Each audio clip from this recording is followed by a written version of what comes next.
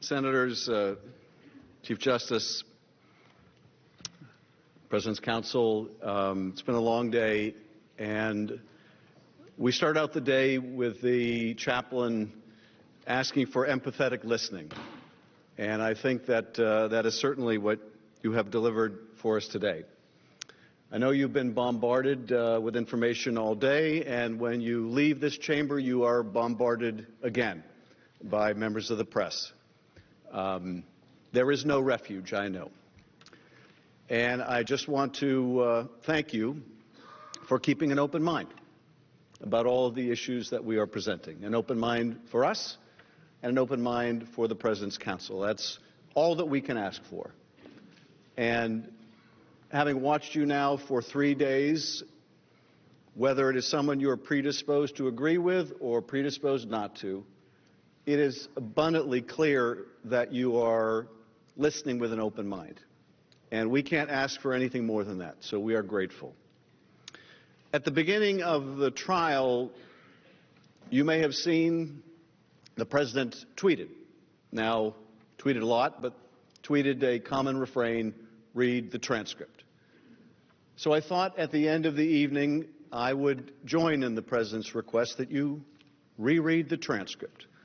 Because now that you know a lot more of the facts of this scheme, it reveals a lot more about that conversation. And let me just point out a few things that may have escaped your attention about that transcript, which is not really a transcript because it's not complete. Let me just tell you a few things that may have escaped your attention about that call record. Now, we've already talked about it, and I won't go into it again, the pivotal sections where he talks about CrowdStrike, and he asks for that favor, and he wants the investigation of the Bidens. There is a lot more to that call now that you know so much more about that scheme. Let me just point out a few things that really struck my attention. Early in the call, President Zelensky says, "We brought in many new people, many new people. Not the old politicians, not the typical politicians, because we want to have a new format and a new type of government." So again, this is the July 25th call, and early in the call, President Zelensky wants to impress upon President Trump he's brought in new people, that he's a reformer. This was his campaign pledge. He's a reformer. He's coming in. He's bringing new people. So if there had been any concern about corruption in Ukraine, he's bringing in new people. He's the reformer. That's one of the first messages that he wants to get across. And you can better well believe that he is prepared for this call because he needs that White House meeting. So everything he says is prepared. And early on, he wants to make sure he lets the President know he's a reformer. Now, the President has his own agenda in this call. And immediately after that, in the next exchange, the President makes this point. The United States has been very good to Ukraine. I wouldn't say that it's reciprocal necessarily, because things are happening that are not good, but the United States has been very good to Ukraine. This is very interesting that he brings up very early in the conversation, this relationship is not reciprocal.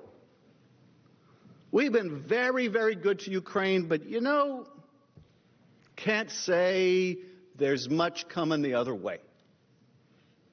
Now, you'll remember that Bill Taylor had this reaction to talking to Gordon Sondland when Sondland says, Donald Trump is a businessman. Before he writes a check, he likes to get what he's owed. And Taylor's reaction is, well, that makes no sense because Ukraine doesn't owe us anything. Well, Donald Trump, in this call, you can see he does think he's owed. This is what he's talking about when he says there's not much reciprocity here. He thinks he's owed something. You want to get this military, you want to get this meeting? I don't see much reciprocity here. He thinks he's owed something.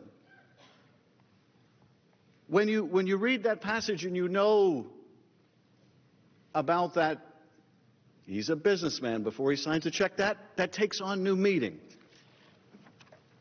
Now, a little later in the call, Zelensky says, I will personally tell you that one of my associates spoke with Mr. Giuliani just recently, and we are hoping very much that Mr. Giuliani will be able to travel to Ukraine, and we will meet once he comes to Ukraine. Now, you should read this carefully yourself, but this may be the first mention of Giuliani. And Zelensky's bringing him up and saying, well, I'd really like to meet with Giuliani. Now, this is July.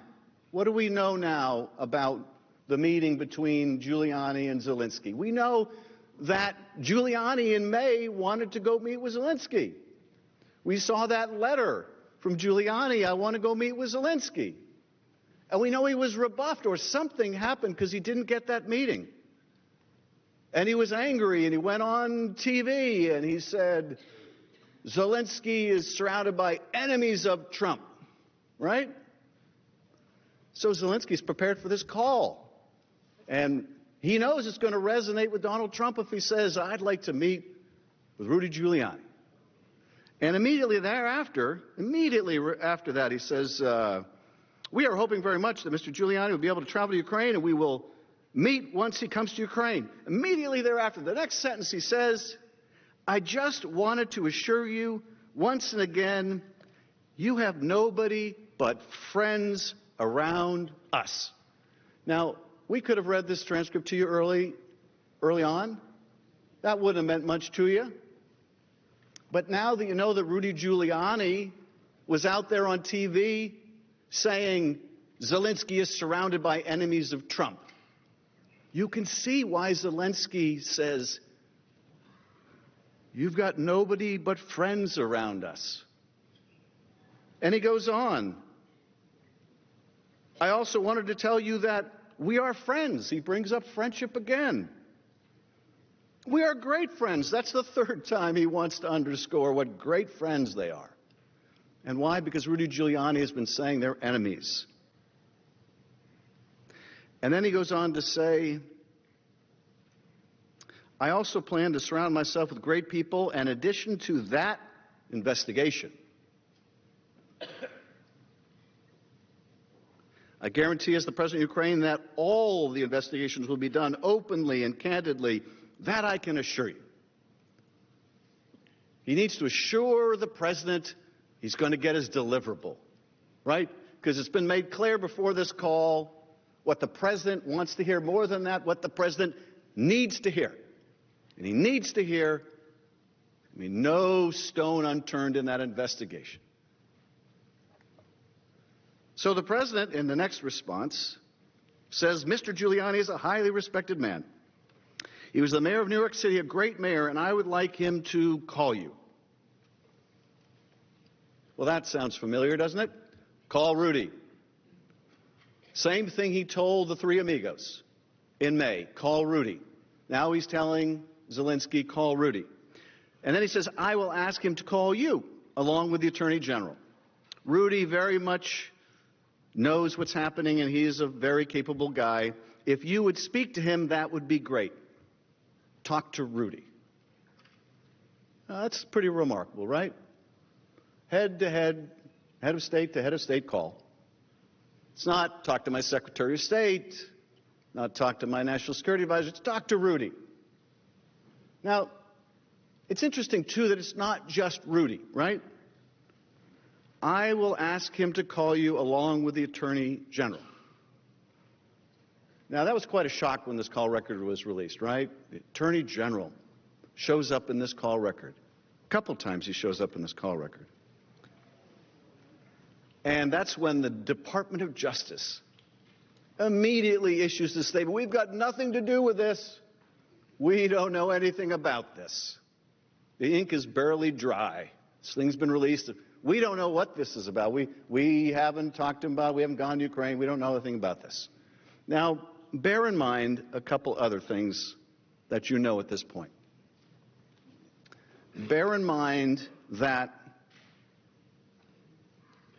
there was a whistleblower complaint before this call record was released.